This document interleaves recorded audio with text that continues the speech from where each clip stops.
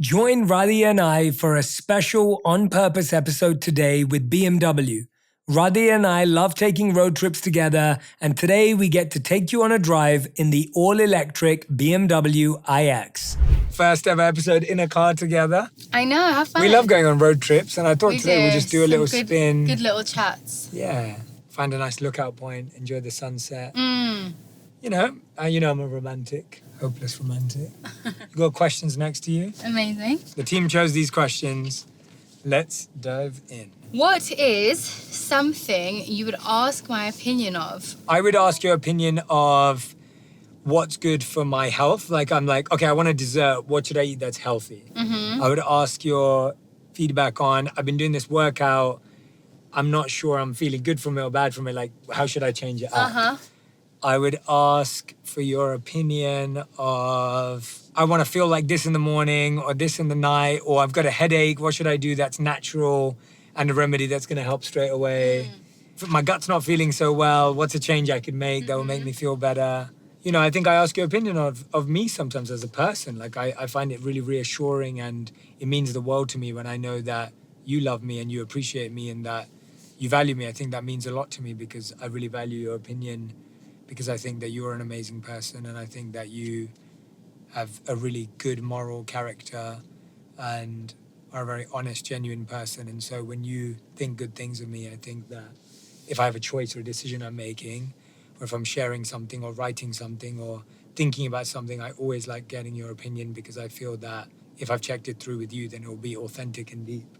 Oh, thanks. Yeah. Those are like a good amount of stuff. There's more. There's so much more I'd ask your opinion of. I would ask you for advice on people. Like, if I've got some sort of discrepancy with people, or I'm feeling a certain way about someone, I know you'll give me a really honest opinion about both sides. Like, you're someone who doesn't really take sides about things, which I really appreciate. You see it as the actual situation versus who's involved. I ask you about some of my fashion things, even though sometimes we don't see eye to eye.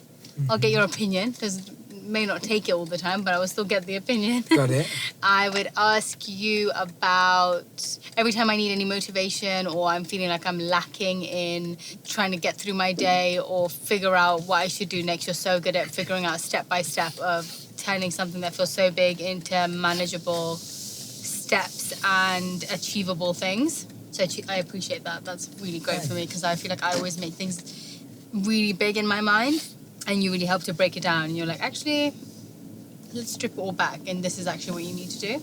I would ask your opinion about work stuff. Like, it's just such a beast in terms of work, and constantly reminding me to go back to a deeper intention. And I think that's what's so important. It's less about, you're obviously so good at what you do, but even deeper than that, I feel like the motivation and the intention behind it is what you always remind me of. And so I definitely ask your opinion on whether something feels right or wrong, because I think you're always quite aligned with intention. Those are just a few that come to mind. Thanks so much. I really appreciate that. What is something you wouldn't ask my opinion of? I think what I avoid now asking your opinion of sometimes is my fashion choices. For sure, we definitely because I think differ I've become quite adventurous. You have. And I quite enjoy like pushing the boundaries, trying new silhouettes and shapes. And to me, it's all about, like, I feel like I get to express myself. I feel like I feel like creatively I also get to push my own limits. Yeah. When I'm like, oh, that's what I thought worked, and now I'm able to open my mind up to a new shape, a new color, a new space. And I enjoy that, not just in fashion, but in all areas of life. And I think I get scared sometimes, because I do also want you to think I look cool. But obviously some of the stuff I try sometimes is pretty out there. Yeah, and I want to be honest, but I still think you should do everything. Like, for me, it's more you should do whatever makes you feel happy. Which is why I stopped. That you want to do, but then I'm not going to tell you I like something if I don't. Totally. And which I appreciate. So the no asking is probably the best route to go, really. Because I'm using so much of my confidence to pull it off, that then if I ask your opinion and then you don't like it, it's like, that's really hard, because I already know, because it's already had to push me out of my comfort zone. But I always say, I don't like it, but you should wear what you like. Like, you should wear what you feel comfortable in. Yeah. You should wear what makes you happy, because if you don't feel comfortable or happy in what you're wearing, then it doesn't matter who likes it. Yeah. It really makes no difference. Yeah. So I think it should be a personal expression. I think it's so cool that you express yourself in that way, and I think it's cool that you feel free to do that. I believe, like, you have to have Separate people different for different people in your things. life for different I things. completely agree. And I recommend everyone does this activity where you write down every need you have in your life. You match that to a person in your life. And if you have a gap, often what ends up happening is you expect that of your partner, or you expect that of your sibling, or you expect that of your parent, rather than going, well, let me be proactive and take responsibility for finding the person that solves this gap. So let's say you're like, oh, I don't have someone to go roller skating with, for example, because I know you love roller skating. I do. It's like, okay, well, let me go and find that person because I'm horrific at roller skating, and it's an acquired taste, right? And so it's a specific interest that other people may not be talented or skilled at, just like I like playing football and you don't. And so I think finding that person's really important. You're using, you know what I really like about this car? Yeah. It does this, you can use hand gestures to do things. But for what? But so you're moving your hands around because you're an expressive talker, but you're basically, it does everything from like, you can use, so which is kind of cool because you don't have to press buttons. But it does it to change songs and stuff, see? But because you're so expressive, it's doing things without you even knowing. So tone it down. Yeah, so, what was your thing that you I wouldn't come ask your opinion of? I know you're good with, like, solutions, so if I don't want a solution and I just want to vent, probably won't come to you. That's so good. I'll probably... Oh, but I want you to feel comfortable. No, not like that. I was just half joking. But, I know that sometimes if I don't want a solution, I just want to, like... Well, I know you can always tell me that, you know that. Yeah, no, You can always come to me and say, look, I don't want a solution. Totally. What else would I not ask your opinion on? I probably wouldn't ask your opinion about food. Definitely not. I like sometimes asking other people to pick for me, but then you don't enjoy doing that either. So yeah, I do. I think that's a good selection, really. What is there in your life, do you think, that you have a need that you haven't found the person yet? Like, what is it that you would think you'd need on a weekly, monthly basis in your life? And you're like, you know what, I don't have that friend yet. Or like, I haven't built that relationship. I haven't proactively figured that out. I have friends to work out with. Yeah. I have friends that I can call just to pass time with. I have friends to have meaningful conversations with. I have friends to do spiritual activities with. Not necessarily as much here as I do in London, but still. Yeah, that's for me as well. Actually. I have my mum for a lot of stuff. She ticks a lot of boxes.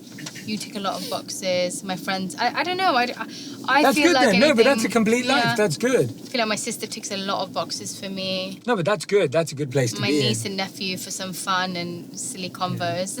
I've been looking for a competitive FIFA friend. Oh yeah, I need a competitive FIFA friend, like someone who really gets me to become better.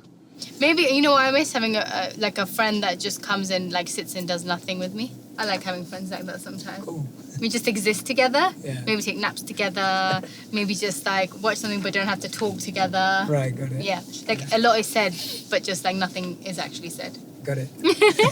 I like friends like that. Next question. Oh, and a friend who really likes watching reality TV show because that's my like little secret indulgent pleasure thing where I just like switching off, and I haven't quite found a friend who likes sitting and binge watching reality TV. If we had to switch roles for a day, what's the first thing you do as me? Meditate and work out. Yeah. Those are the two non-negotiables in Radhi's life. That in I the will last be late for everything. 10 years. But I will not be late for a The things you'll never be late workout. for is a workout and meditation. She's always there. Yeah. It's amazing. It's really impressive. Physically It's there, impressive. sometimes not mentally. But It's impressive though. Like I think it takes a lot of dedication to have a non-negotiable. Yeah. And I think it's amazing that your non-negotiable habits are so important because they set you up for the rest They of the really day. do. And it's like if you compromised on those two things, could you imagine what life would be like? No, I think I just really struggle going through the day without it. And I think what's really amazing is that you having those non-negotiables has inspired me to have similar non-negotiables, especially with working out, in a way that I don't think I would have had if someone forced me to, if someone preached to me to do it, if someone made me do it. Like when I see you dedicated every single day to your workout, whether it's a weekday, whether it's a weekend, whether it's 2 workouts a day, I look at that and go, okay, got it. Like that's a really great discipline. Yeah, it's nice having things that you really appreciate in your life that you don't feel like you need breaks from. Yeah. I feel like they're few and far between because it doesn't ever seem like you're working. It's just like part of your being, and it's the person that you are on screen, off screen, with friends, with family. Like I don't see a difference in that because that is just what you absolutely love doing. It's like your full nature to be that. And so those non-negotiables come because you just feel and see the deep impact that it has on you. And then you kind of can't, like, you just know that I just know I'm not going to have a great day. Even if it's not crazy workouts, even if it's just a walk or movement, it's just so important. And I always see movement as mind movement, body movement, both equally so important. And I think meditation is great mind movement and walking or workouts is great body movement, but both of them help with your emotional well-being, your physical well-being, your communication, just gets things flowing. Yeah, there's an amazing Zen teacher that says what movement does for your body, mindfulness does for your mind, or meditation does for your mind. And So true. I love that. What was the question though? If it switched roles for a day, what was the first thing Yes, you do you as didn't me? answer mine. As you, I would go on a Facebook Live Facebook? or like an Instagram Live, whatever, and I would fully start acting out. Like just things you wouldn't say, things you wouldn't do. Yeah, it's more. This is more like Freaky Friday. That's the point. Yeah, I would dress crazy and I would... Oh, you know what I do? I would get people to just realize how wacky and like fun you are because sometimes people don't see that. Got it. But you know what? You'd go into work and I'd be like, you know what, today, guys, we're not going to work today. We're all just going to sit around, cook something, Right. have a little chat. Now I want to answer that question back for you because that's a fun Go one. on then. Yeah. So beautiful here. Look at this. It's amazing. Unbelievable. I love these lookout points in Gorgeous. LA. They're really special. So nice. They're really special just to open up the mind, and I love how you can just pull up and find a spot and Yeah, really take it all in. It's really so beautiful. it is. It's so nice. Okay, Yeah. go and answer the question for me then. Wait, what would I do as you? So I like your answer for me. So if I woke up as you, Freaky Friday, what would I do? I think I'd test out all the things. I think you have so much talent. I think you have just so much potential. I think you're one of the Like most singing. entertaining people in the world. Not singing, everything apart Like from dancing. singing. Not dancing, everything apart from singing and dancing. Like sleeping. Yeah, you're good at sleeping. I'm But great at sleeping. everything apart from singing and dancing. And I would literally just, that's what I would do. I would just go and do everything that I think I know you have the hidden potential for. That's fine. Because you're so Give me an talented example and you're so of one gifted. thing. I can't wait to see you host a TV show. I can't wait to see you write more books. I can't wait to see you. I'll let you write a book for me. I would do that as you. But I just see you like traveling across the world, studying cultures, teaching that culture, passing it on. Yeah, that'd be really Through fun. TV, through film, through movies. You could act. You could do whatever you wanted. be Like you're fun. so talented. So I'd And you try do and do great all at of those that. things. On a hard day, what is the thing you will do to make each other start laughing immediately? That's a good question. I'll start doing my Indian accent or dancing or something. Dancing. I still remember that video. Do you remember? I don't know which Do the one. baking. Do the bacon. Do the bacon. Yeah, I do remember. It was so good. Like one day, this is before Radhi ever made content and people were unaware. She randomly started doing this dance and I filmed it for fun. And I was like, you have to post this because it is just pure joy. And you posted it and I remember everyone loving it too. And it was just like, yeah, you can literally burst out into dance or make a funny face. You can make me laugh very easily. Very easily. If I was trying to make you laugh, I'd put on an outfit I love. I would. I wouldn't laugh I at would it. try and help you cook. That That makes made you me laugh. Yeah. I would. What else would I do to make you laugh? I mean, you're really good at finding funny TikToks. You are. Wow, that's my skill. No, you do though. You find really good quality Right. funny TikToks. Right. Oh, you know what you do sometimes when you're like gassing yourself up? That makes me laugh a lot. To make you laugh, Like I do that. banter, Yeah. yeah. You're good at banter. Next question. Do you have any fun memories when it comes to driving? Oh, moments spent with family, friends, driving off to university. I do. Go on. I have such fun memories in cars with my dad. I feel like when he was dropping me to university or when, even now when he's dropping me to the airport, they're really special times where I feel like it gives space to just open up and he'll just share stories about his like youth that I didn't know about. We'll just talk about random things and I'll just find so much out about him, and he's usually quite a quiet person. And so it feels like the car journeys are when things would change. And even when we'd go back to where his family lives in Norwich, it's like a 2.5 hour, 3 hour drive. And I always think along the way, he'll be like, this is where this happened, this is where this happened. Or yeah, there's always little moments where he'll just suddenly start reminiscing in journeys. And I think that because you're going on a journey, your mind kind of goes back to journeys in your life. And yeah, definitely enjoy that. And then also with my grandma, because I drive her and her friends around sometimes to like take them to different places. So imagine like 4 90-year-old women in the car that are just laughing and hanging out. And so I love doing Uber service for them. That's fun. And singing along with my nephew in the car. That is a good one. That's always fun. And we've done so many fun road trips as well. Yeah. I love being out and about on the road. Videos of you and Arjun singing in the car. They're so fun. Yeah, they're really cute. I love a good karaoke moment in the car. Yeah, he's like singing his heart out. Singing his heart out to Adele. I think for me, I actually love car time as a space for reflection. I don't know what it is about cars for me. You do that a lot. You don't play music. I don't. I drive in silence a lot of the time. I'll listen to my own thoughts. I'll reprogram them. I'll take a moment to... I find sometimes when I'm in the car, I talk to God the most. Yeah, I don't know what it is about that, but I find it a really easy way to talk out loud and just listen and pray and reflect. Like I do that a lot if I'm driving alone. That's really beautiful. I think my favorite memories of road trips also include all of our road trips, like our weekend trips. So fun. Whenever we're like doing a playlist, when we're, you know, just hanging out, having conversations like this. I always find like when we find like our... Even when we do road trips with friends and stuff, I feel like we play good games, cracking jokes. It was so fun. It was so fun. And then I think when I was young, I remember because my parents would drive from London to Europe. So we wouldn't get a plane, we'd drive. We'd get the ferry from Dover to Calais and then drive through Europe. And I always found that to be so incredible because we'd go through, you'd get to see like every country in a really intimate way. Like now when you fly, it's almost like you don't get to see the roads and the streets and everything. Where do you drive to when you miss home when you're in LA? When I really miss home, it's weird because what I really miss is, this might sound really odd, but seeing Indian people and being around Indians and seeing like grandmas with saris on. And I feel like in LA, we see people, but I would say I see a lot less brown people than I do when I'm in London on a day-to-day basis. So as you know, especially during festivals or like Indian festivals, I want to go to Artesia. Cerritos. And eat Indian food, buy Indian clothes, be like in a place where there is just so many people that feel like my community. And there's something about that makes me feel nostalgic. So sometimes I'll go to an Indian, this veggie Indian restaurant that I really like here. Usually my missing home is like missing my mum's food because when I'm feeling sad or I feel like I need comfort, it's usually food.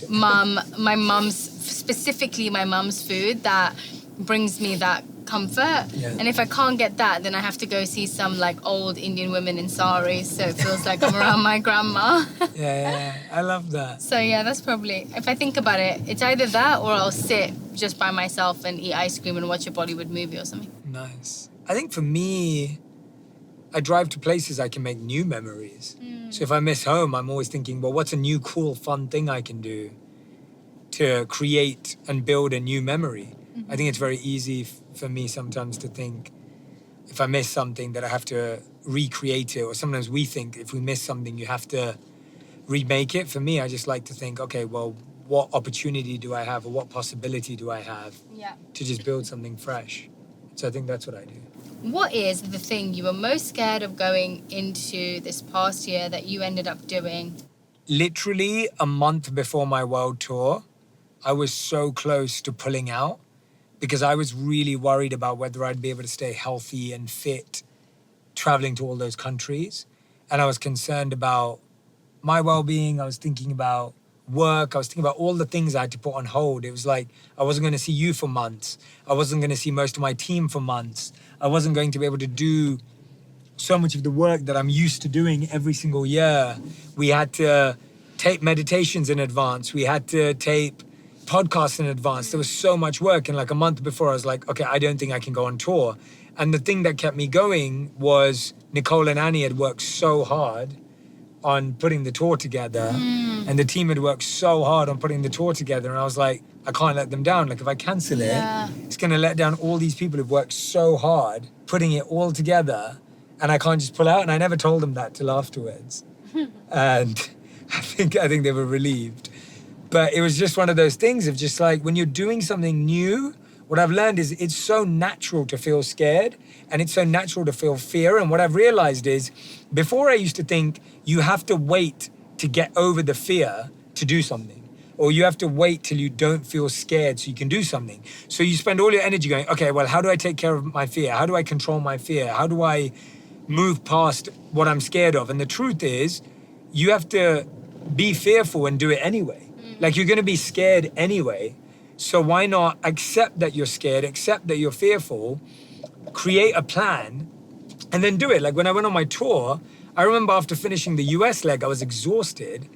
And then when I went international, we started in Australia. Again, there were some crazy highs and lows on tour when it came to like health and wellness, fitness. We were literally in a city for a max 1.5 days. Yeah. And so for me... Yeah, that was intense. For me, you came with me for a week and it was exhausting. Why am I getting a massage in my Guys, I just found out that there is a massage feature in this car, and I just activated it. While I was answering my question. Yeah. While I was opening my heart. For some deeply. relaxation. This is what Radhi's like. So this is how Radhi makes me laugh. I'll be having a really vulnerable, deep, open, heartfelt conversation, and then you'll do something like this. Can you feel it? Yes, I can feel it. Ooh. That's really amazing. Who doesn't want a bit of a back massage when you're driving Mine's still around? going on. I've never seen that in a car. All right. No, that is What was true. yours? Oh yeah, that's what you'll do. You totally detract away from my deep, meaningful point and be like, oh yeah, that was really No, true. you are. Yeah. No, I'm so sorry, but tell me that feature is not worth being distracted for. It was worth it. What was the thing? Oh my God, this was the year that I literally did so many things that I would normally say no to or was scared of. I So? spoke on stage. Oh yeah, like how was that? thousands Explain of that process people. for you, because I think you put it up on Instagram and I remember everyone that week being like, oh my God, it's It was so amazing. But like, it was sweet. such a big thing for you. Walk us through that. It was such a big thing for me.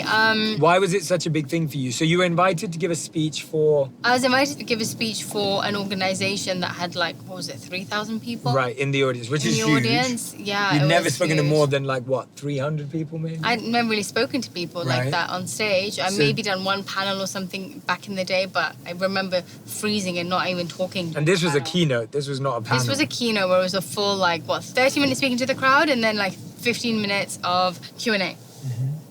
But I was practicing for months. I was going over and over again, writing it, practicing. It made me realize how when you write something, it's so different to when you're speaking it. Things when you write and then when you say it can feel so cheesy. Yeah. It was just such an weird experience because I was literally getting to the day of and I was like, I have to cancel. No, the night before, you know what really helped? Practicing in front of a mirror. That was really great. But it still didn't take away my fear. And I have to say, it wasn't something where I did it and I was like, yeah, I can't wait to do it again. It was like, okay, I'm so glad I did it. And it's so nice to know that I can overcome a fear of being in front of so many people and worried about not sounding smart or not sounding like I know what I'm even talking about or getting words wrong or not see. You always want to feel like an expert before you do something. I always have felt like an amateur in things that I do, and so that's always stopped me from doing things where I've been too scared of being seen as someone who's not doing things really well or doesn't know it, and so then I'd hide away from it. And so it was just interesting for me to do it, and even though I wouldn't say I was an expert at it at all, I still gave it a go and was okay with getting things wrong and maybe not being perfect at it. And so even more than feeling successful, I just felt liberated of getting over that fear. What do you think it is? Because I feel like when we feel fear or we feel scared, we feel fearful and scared of so many different things. Yeah. But really there's a root to where that comes from. Mine, if I'm completely honest, roots from always feeling like I've never been smart enough because of grades or people in my family being smarter than me. And by the way, I'm not like, oh, that's so sad. I'm just saying that is where it roots from because I've always had that. And I've told myself that for so long, and I've always turned to other people to fix things or make things better or to tell me whether what I'm doing is right or wrong, that I never believed me standing by myself doing something was going to be as good as other people doing That's it with amazing. me. That's incredible. So it definitely roots from that. And then I've just realized that just get over it. There are worse things that happen in life and you don't have to be an expert to do things. That's why I started trying to do things that I'm really not good at, because sometimes I really enjoy things that I'm not good at, but I stop myself from doing them because I just think that I shouldn't because I'm not good at it. And I think that we're just trained to feel that way, where not everything has to be about being really good at things. It can just be because you want to try or that you want a new experience. I mean, it is about being really good at things. Yeah, for people who are good at things. No, like, I think I really appreciate your resilience. I remember what was it that you tried when we were on vacation a couple of years ago? Was it Sorry, wakeboarding? Is it called I think it wakeboarding? might be, yeah. Anyway, that was like watching you do that, and I remember the next day you felt like you'd had whiplash. But like you I just would. kept getting back up and trying it, even though you'd stand up for like 3 seconds and fall over. I remember timing it. And it was just amazing. Your resilience to like keep trying something, even when it's so difficult. Like you do love that too. I do even in like trying. But yeah, I really enjoyed trying all those things this year. And recognizing that, lots of people are like, oh, I tried this thing and, I tried it once and then I just got that, people kept asking me, they were like, once you start actually speaking in public, you're going to get this bug for it and you're going to want to do it. And I was like, I have not got that bug for it. And it's not something that I'm craving to do again. It just shows how different we are. Yeah. I love it. Yeah, you do, of course. I mean, and the thing is, you're so good at it, but it's taken so many tries and doing it from a group of 5 people to 50 people to 100 people to 1,000 people to, however many people came to your show. Like, you really built that. Why are you laughing? It's so funny. Why is However that? many people. Yeah, because like so many, countless people came to your show and you did that over and over again. And I just think that it's something which you see your comfort on stage. I do not feel my comfort on stage. I Yeah. feel my comfort. In other areas, yeah. Which is In also my beautiful. home. Well, I thought you did amazing. Thank It was you. incredible. What is the biggest lesson you have learned this year? The biggest lesson that I've learned this year is, this is going to sound so lame because it's the only thing I can think of right now because I'm tired, but like how important sleep is, especially because I've stepped up in what I actually do in my day. What I've realized is how important, one, conserving your energy and being able to have alone time is, and also how important like relationships are in terms of what you gain from human connection and how energetic that can feel, and also how draining that can feel, and knowing the difference between both and who gives you both of those things. Who are the people you spend time with that actually help feed your energy? I think I've had to really learn that in the time that I'm expending with people because I feel so drained. And then how important sleep is, not in a superficial way, but in the way that it affects your mood, your energy levels, your ability to wake up and even meditate in the morning, your ability to work during the day. It just affects so much of your life. What you want to eat, what you crave, like it just impacts everything. And so I've really been trying to prioritize sleep lately, of like at least sleeping earlier, and that's that. That's good. I really think the biggest thing I've learned this year, which I feel like the universe keeps reminding me of this, but it's a big one, is don't judge an emotion in others that you've never felt, because the universe will make you experience it. Oh my gosh, yes. So often we look So at other people's good. life and we go, why are they so stressed about that? That's so minor. Like, why are they so anxious about that? There's nothing to do with that. Like, why are they so mad about that? I wouldn't be mad about that. Yeah. And then all of a sudden, the same thing happens to you. And all of a sudden, you're like broken. And I've seen that happen so many times to friends. I've seen that happen so many times to myself, where you're judging someone else's pain, thinking you could deal with that pain. And then you go, when I'm actually going through that pain, I don't want to feel it anymore. Yep.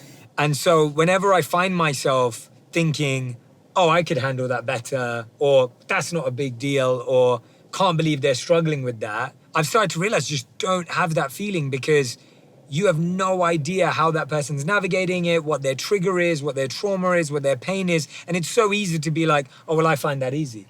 And when you actually go through it, it's another ball game. And so I remember, like, it's kind of like when people are like, oh, and not that I say this, but a lot of people will say like, oh, there's no such thing as depression. There's no such thing as anxiety. Like, it's just all in your head, like things like that. It's not actually helpful.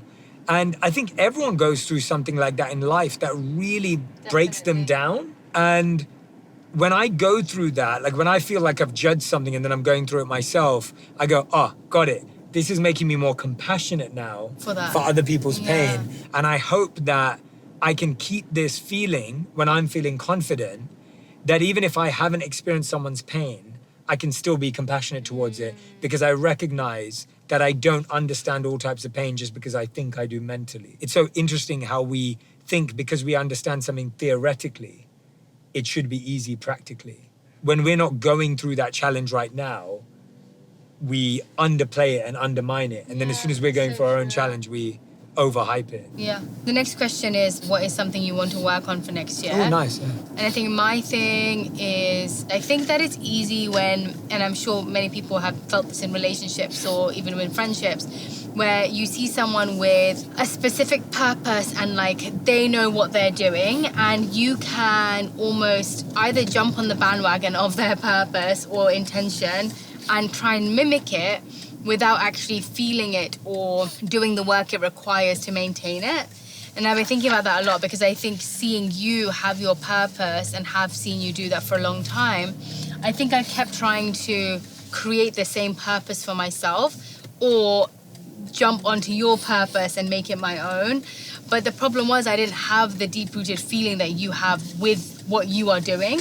And so that's why my energy and my desire for it would run out so fast, and I would have to keep motivating myself to do it, keep motivating myself, but there wasn't an actual motivation because the motivation was coming from you. I think for me next year, it's about actually figuring out what my deep-rooted purpose and intention is behind what I'm doing and everything I'm doing to feel like it is mine versus one, what other people think my purpose is, and two, trying to jump onto someone else's because it seems so amazing because you're so connected to it, but it's not mine, and Absolutely. Therefore don't have that connection. It's interesting how our mind does that, even when we know purpose is individual. It's unique. It's not adopted. Like we always talk about that famous line in the Bhagavad Gita, which says that it's better to do your own purpose imperfectly than to try to do someone's perfectly. Yeah. Because the point is, doing your thing is way better than trying to do someone else's. And also, the other verse that I love about purpose is when you protect your purpose protects you. When we try to imitate or project someone's purpose onto ourselves, it doesn't work because we actually have to protect the diamond of our purpose that we're holding on to. And we have to care for it as if it's a rare gem. What's something you want to work on for next year? There's been a few things I've been thinking about. One is that I really believe that my best work for me at this point in my career comes when I have space. And there was a time in my life where being productive and efficient was what helped me achieve. And I feel like I'm at a place in my life where I feel like the more I'm reflecting, reading, being thoughtful, I feel like a better version of myself. And so I think I've been reprioritizing from being productive to almost zooming out and gaining more perspective. And that requires a lot of restructuring of my life. I have lots of commitments. I have lots of responsibilities. There's so many things I have to think about in order to do that. But I'm realizing that I'm better with more time than less time. It's not about more socialized. Like, I'm not trying to create more of a social life. That's not really what will make me happy.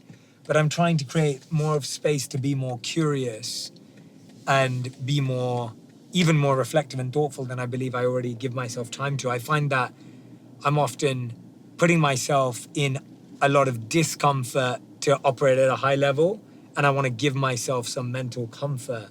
And I believe that will really create some fascinating projects and vision for what I want to do in the world. I think that there's points in your career where you just have to put your head down and work really hard, and then you get to points in your career where you have to look up and take a step back.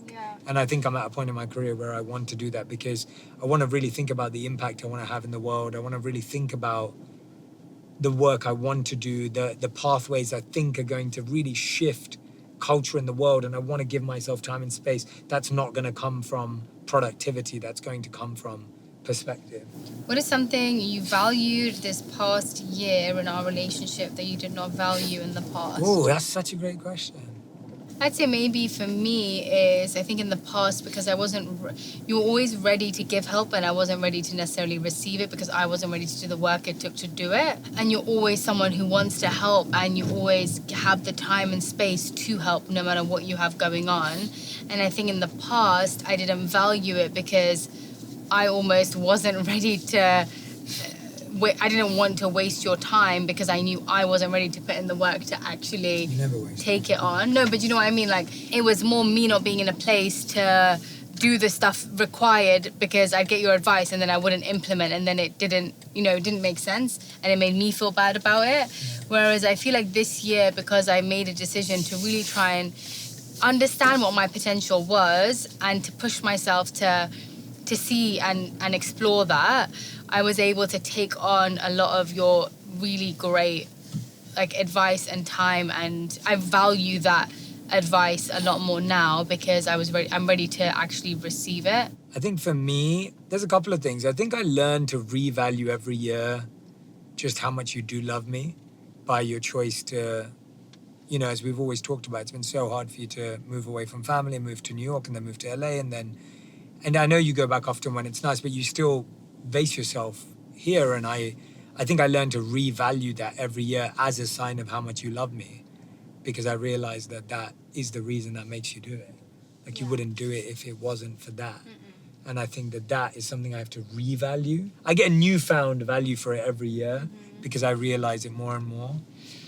And I think the other thing that I value that maybe I didn't value before was how much, again, I think it's a revalue too, of how much you're so flexible and adaptable. If I said to you, I've got this amazing opportunity, I need to get on a plane tomorrow, you never make me feel guilty or bad about it.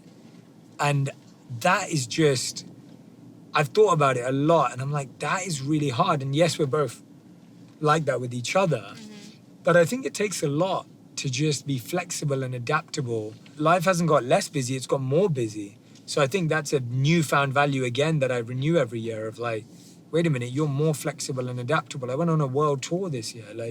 I was gone for, You're really good at that. I feel like your state of mind, and I'm not just saying this, you're very in gratitude. You're a very in gratitude person on a daily basis with not just me, with literally every single person around you. And I think that just pours into everything that you do. What is a change you have made this past year that impacted your daily life? Putting in the work it takes to complete things, because I do the work it takes to start things, but I didn't do the work it takes to complete things till this year. And so I see how hard that is for people. I have a newfound appreciation for people who actually get things done. My goodness. What a life to live. I just want to say that basically, because I've completed things this year, I do feel like I feel more confident in myself. And I think that it's impacted my daily life because I've started making little decisions by myself, and I've started trusting in my own voice, and I've started being more sure about the things that I actually think I should do in a situation versus asking 1,000 people or trying to second guess myself. And so with committing to completing things in my life, it has come with a boost of confidence in my own voice. And that has impacted my daily life in so many ways because it's just made me a bit more secure in who I am. Definitely not fully there, but it's it feels like the beginning of the journey of really understanding myself a little bit more. And it's all come from consistency and trying to commit to things for myself. And I actually really have appreciated that this year. I think for me, it's having an amazing team. Your team is just literally very special humans. And it's not because they're going to hear it or are hearing it. I feel like being surrounded by people you actually enjoy spending time with, and as people, not just at work, and being surrounded by people that you trust and that trust you, and that being surrounded by people that you feel... There was a quote that I read the other day that said, a great relationship is when both people feel lucky. You so have that in your team. And I feel like having that in your personal life, your professional life, in every area of your life, Totally. that's what makes life special. So that has made a big change, being surrounded by people who just have wonderful values and qualities. I feel like you've attracted each other because honestly, I don't know how your team is so as special as they are. Every single person has different personalities, but the same care, attention, desire, and what's beautiful is there's you feel no competition there, which is really difficult to create in a work environment. Everybody feels so secure in their roles and how they see it as collaborative thing. They all feel like part of a puzzle and they all work so well together to do that. It's so beautiful.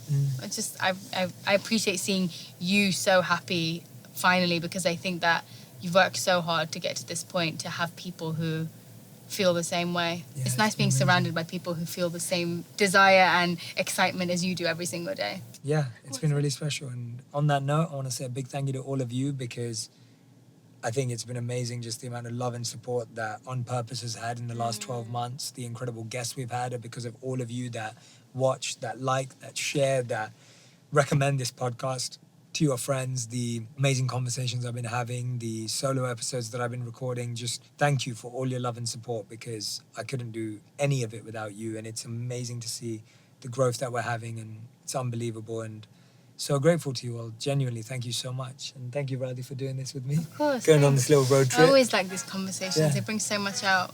Yeah. You're such a good conversationalist, You are. if that's a word. Here's a word. Thanks. I love it. Love you guys.